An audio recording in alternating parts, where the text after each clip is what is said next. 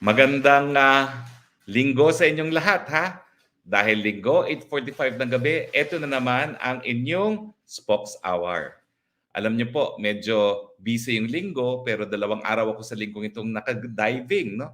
April 30, doon ako sa Cebu nag-dive at syempre kahapon no, nagkaroon tayo ng special episode dyan sa Bawan, Batangas. Pero sabi nga nila, pag ikaw nag-i-enjoy, meron daw masamang balita na darating. At ang masamang balita ay, bagamat nag-issue ng mayor's permit si Mayor Remolyo para sa Maisog Rally sa Dumaguete sa Asyete, at kami nagkita pa sa Cebu, naghapunan pa kami noong 30 ng Abril at sinabi niya talagang inisyu niya yung rally permit. Abay, kanina po, nagkaroon kami ng impormasyon na ang rally permit na inisyu ni Mayor Remolyo ay kanyang revoke. Bakit? Dahil yung Dumaguete Police ay nagreklamo na isa daw doon sa magsasalita ay itong si Atty. Glenn Chong na merong mga pasabog labang kay First Lady.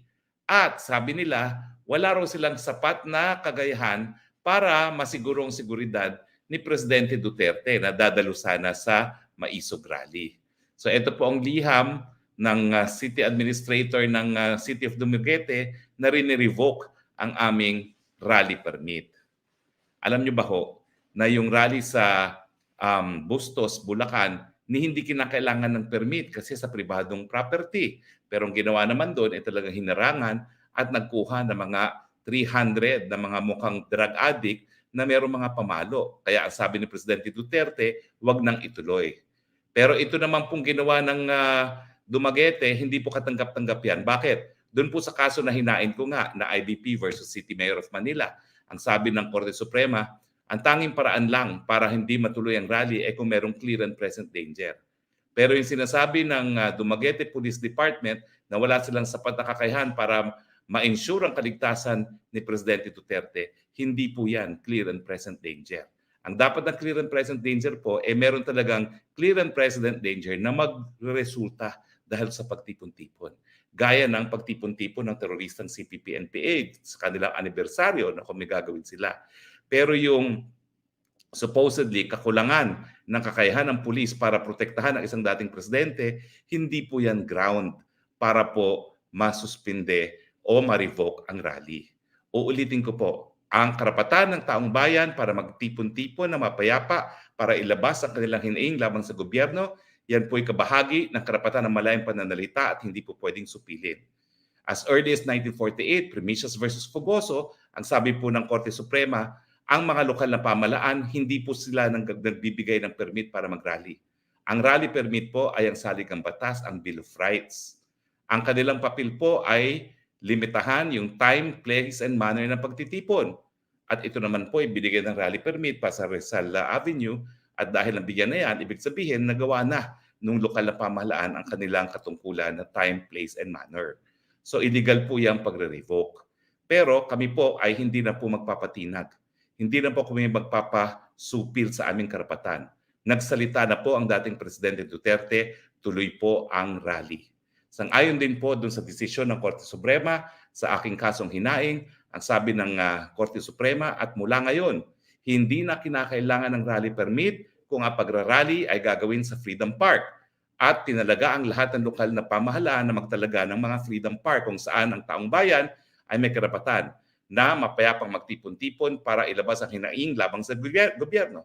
Kaya ang preliminary na impormasyon ko po, bagamat abangan niyo po ang announcement, ay dyan po kami magtitipon-tipon sa harapan ng provincial capital ng Negros Oriental. Hindi naman po yan malayo sa downtown. Sako pa rin po yan ng Dumaguete City dahil yan po ay designated na Freedom Park. At kapag kami po ipinigil, talaga po magdidemanda na kami.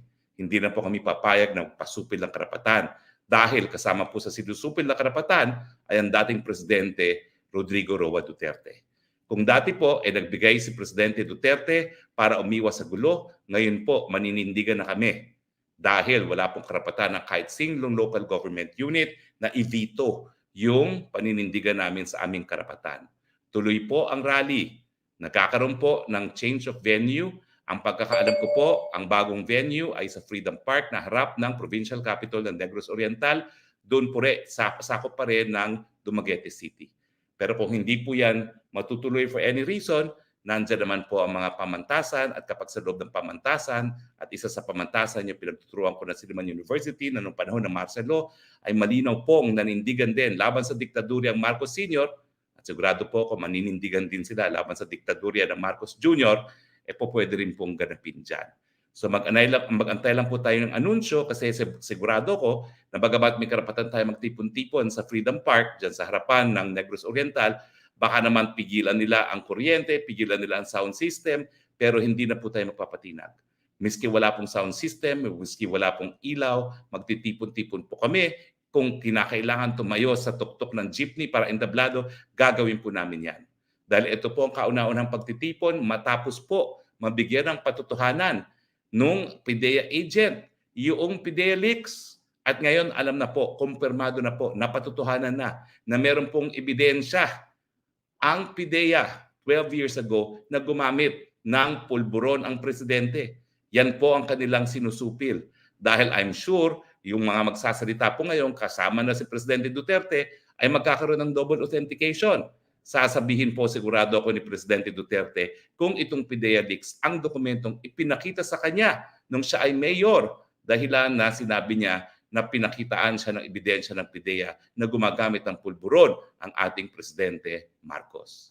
Yung issue po ng paggamit ng pulburon sa nakalipas na panahon ay importante. Ito po yung impormasyon na nakakaapekto sa buhay ng pang-araw-araw ng taong mga mamamayan dahil kung ikay nang gumamit ng pulburon dati, posible na gumagamit ka pa rin ng pulburon ngayon. At napakadami po mga desisyon na dapat ginagawa sa tamang pag-iisip. Kasama na po dyan yung desisyon kung ikaw ay makikipaggera laban sa China. Kung ito ba ay sang-ayon sa pangnasyonal na interest natin. Dahil kapag ang isipan mo ay apektado ng pulburon, I'm sure wala sa tamang pag-iisip. Hindi po kami papayag na yung desisyon na kung saan posibleng napakaraming Pilipinong mamamatay sa isang gera na wala naman pong magwawagi ngayon, ay gagawin ng isang presidente na may duda kung siya ay nasa tamang pag-iisip. Hindi nga po conclusive yung PIDEA leaks ng ebidensya kung siya ay gumagamit ng pinagbabawal na droga, pero ganun pa man, kinakailangan po bigyan ng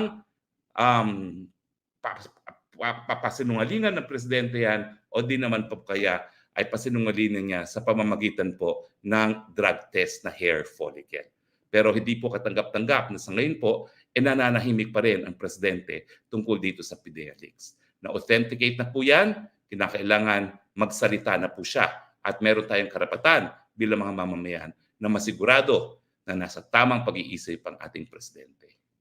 Sa mga ibang bagay naman po, tinatanggi po ngayon ni Defense Secretary Gibo Teodoro yung sinasabi ng Chinese Embassy na mayroon daw new model na kasunduan pagdating po sa West Philippine Sea. Well, kung totoo pong nagsisinungaling ng Chinese Embassy, kinakailangan po hindi lang dinaya. Kinakailangan gumawa ng talagang napakatinding hakbang dahil hindi katanggap-tanggap kung isang foreign government gaya ng China ay magsisinungaling tungkol sa isang pagkasunduan. Kaya nga po ako'y naniniwala na hindi para po magsinungaling ang isang gobyerno na permanent member ng Security Council ng United Nations na may ganyang kasunduan na tinatawag na new model na di umano ay linabag ng Pangulong Marcos. Itong kasunduan naman po ito, hindi ito pinasok ni Presidente Duterte. Siya mismo ang pumasok sa kasunduan na ito. Kaya nga po ngayon din, kinakailangan malaman natin ang katotohanan. At kung talagang totoong nagsisinungaling ang China, baka dahilan po yan para dapat putulin natin, panandalian ang ating diplomatic relations. Pero hindi po mangyayari yan. Dahil sigurado po ako, hindi para magsinungaling ang bansa na gaya ng China na permanent members ng Security Council of the United Nations sa isang bagay gaya ng kasunduan sa isang teritoryo na pinag-aagawan. Nagpapalusot lang po ang ating mga leaders. Dahil ayaw nila aminin na baka mas malala ang pinasok nilang kasunduan kaysa sa gentleman's agreement ni Presidente Duterte na status quo lamang. Ngayon po, hindi natin alam kung anong pinasok nila. Pero alam po natin, parang ang kasunduan ay pinag-usapan sa panig ng hukbong sandatahan ng Pilipinas at ng Embahada ng China at may basbas ang Department of National Defense at National Security Council. Panahon na po para sila naman po magsalita at magsabi kung totoong nagsisinungaling ang isang gobyerno gaya ng China na ako po'y hindi mapaniwala.